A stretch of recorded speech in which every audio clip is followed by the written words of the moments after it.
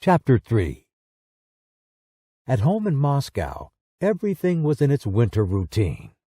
The stoves were heated, and in the morning it was still dark when the children were having breakfast and getting ready for school, and the nurse would light the lamp for a short time.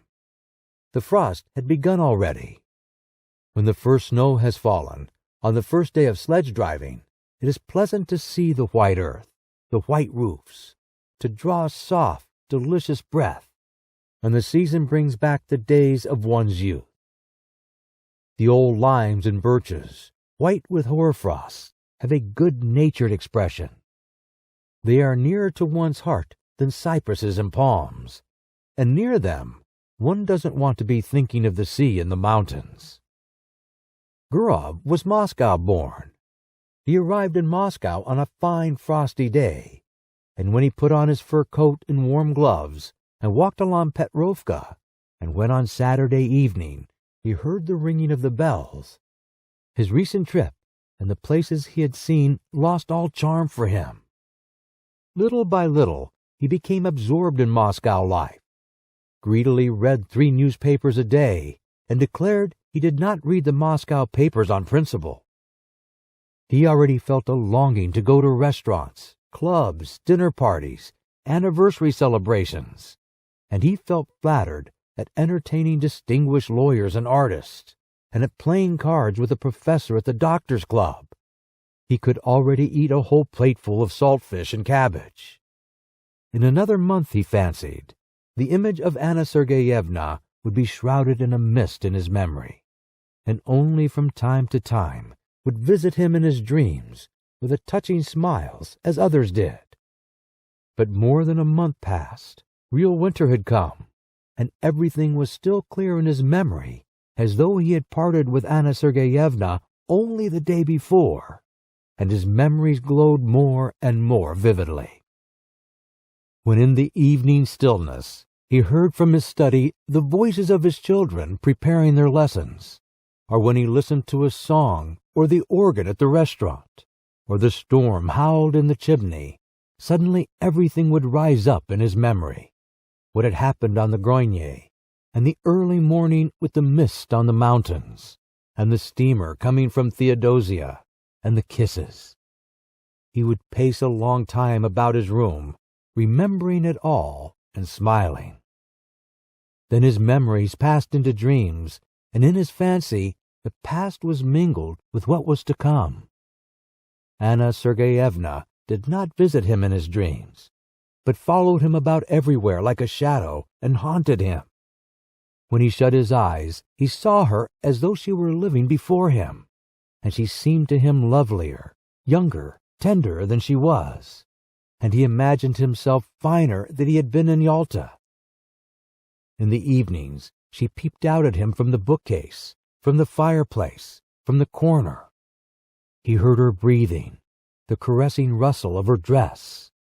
In the street, he watched the women, looking for someone like her. He was tormented by an intense desire to confide his memories to someone, but in his home it was impossible to talk of his love, and he had no one outside. He could not talk to his tenants nor to anyone at the bank, and what had he to talk of? Had he been in love then? Had there been anything beautiful, poetical, or edifying, or simply interesting in his relations with Anna Sergeyevna? And there was nothing for him but to talk vaguely of love, of women, and no one guessed what it meant. Only his wife twitched her black eyebrows and said, "The part of a lady-killer does not suit you at all, Dmitry." One evening, coming out of the doctor's club with an official with whom he had been playing cards, he could not resist saying, "If only you knew what a fascinating woman I made the acquaintance of in Yalta." The official got into a sledge and was driving away, but turned suddenly and shouted, "Dmitry Dmitrius!" "What?" "You were right this evening. The sturgeon was a bit too strong." These words, so ordinary, for some reason moved Gurov to indignation, and struck him as degrading and unclean. What savage manners, what people, what senseless nights, What uninteresting, uneventful days! The rage for card-playing, the gluttony, the drunkenness, the continual talk always about the same thing. Useless pursuits and conversations, always about the same things, absorb the better part of one's time, the better part of one's strength. And in the end, there is left a life groveling and curtailed, worthless and trivial, and there is no escaping or getting away from it, just as though one were in a madhouse or a prison. Gurov did not sleep all night, and was filled with indignation. He had a headache all next day, and the next night he slept badly. He sat up in bed thinking, or paced up and down his room. He was sick of his children, sick of the bank.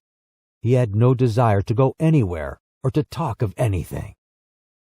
In the holidays in December, he prepared for a journey, and told his wife he was going to Petersburg to do something in the interest of a young friend, and he set off for S. What for? He did not very well know himself.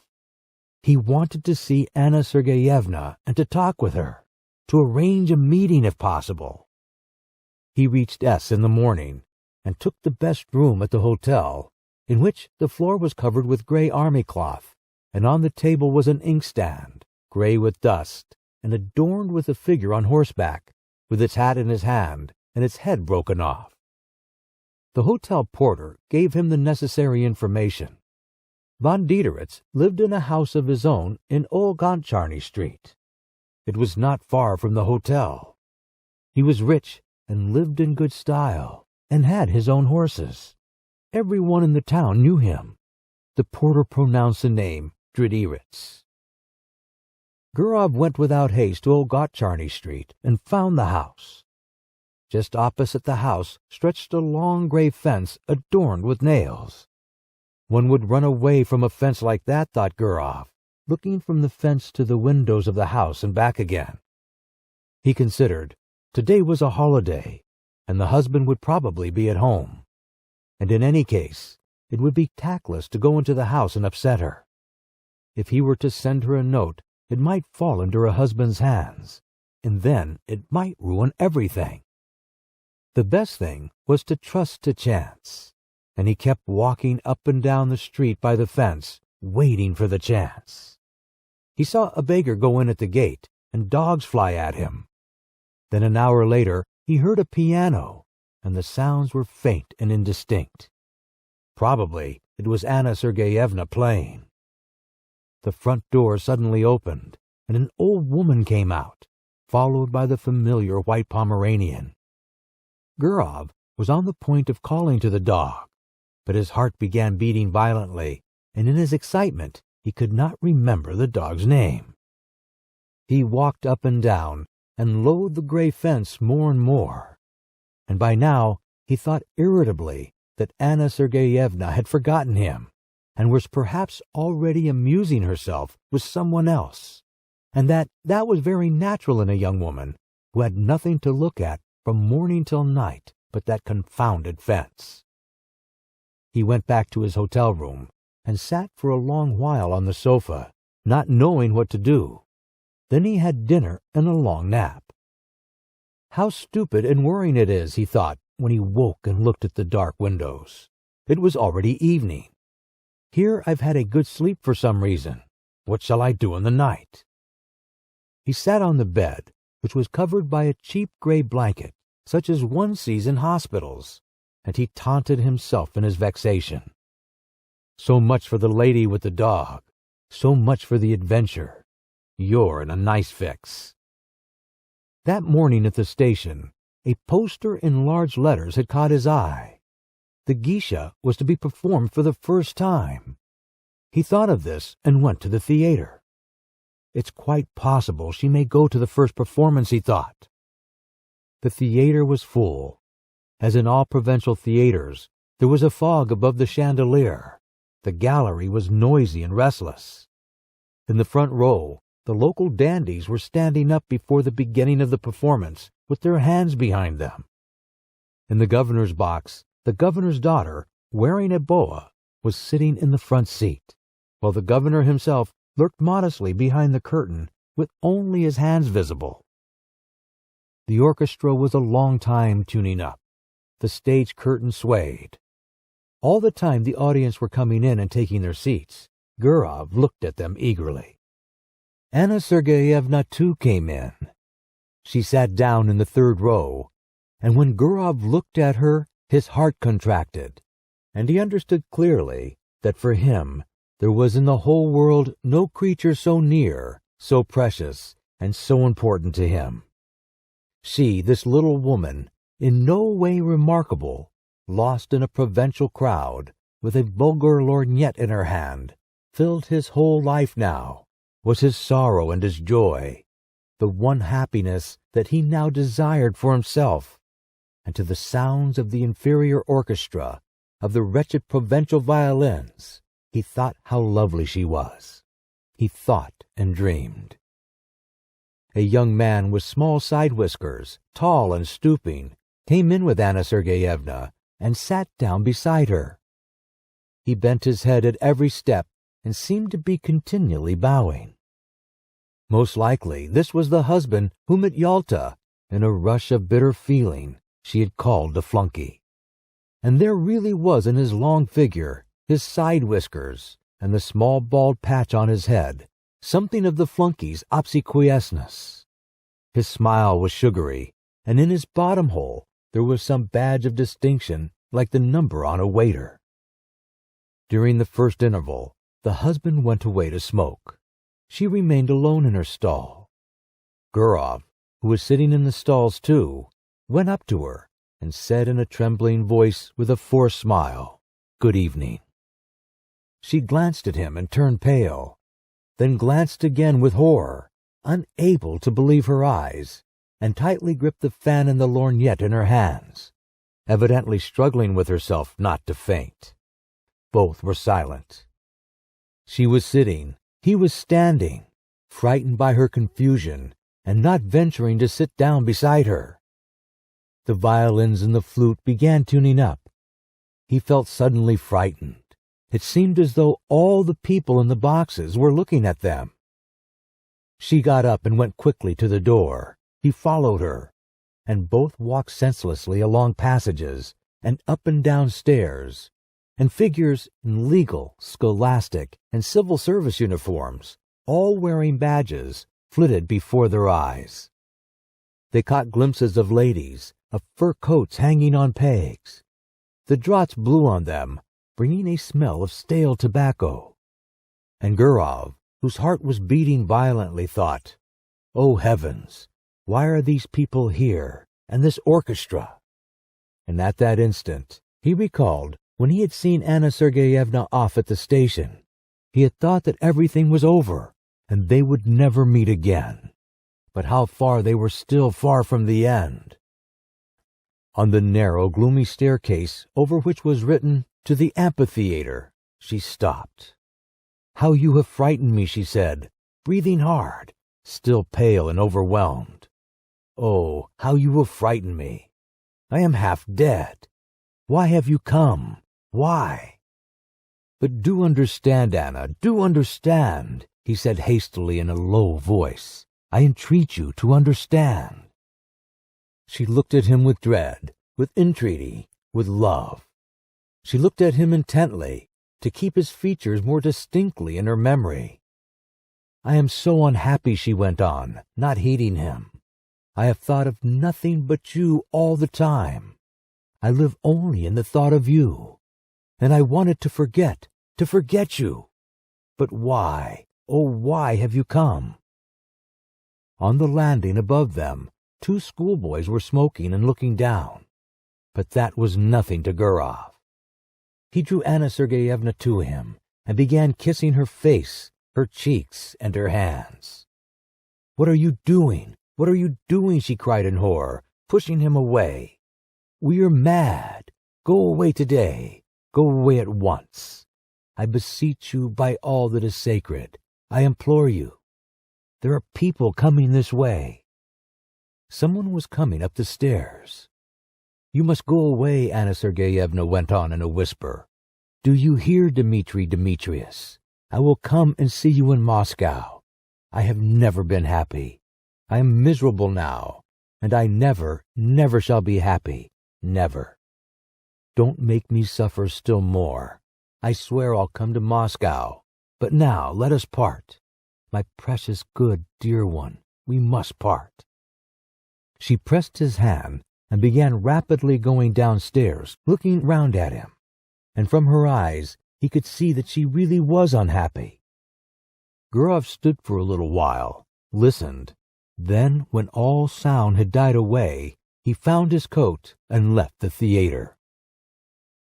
Chapter 4.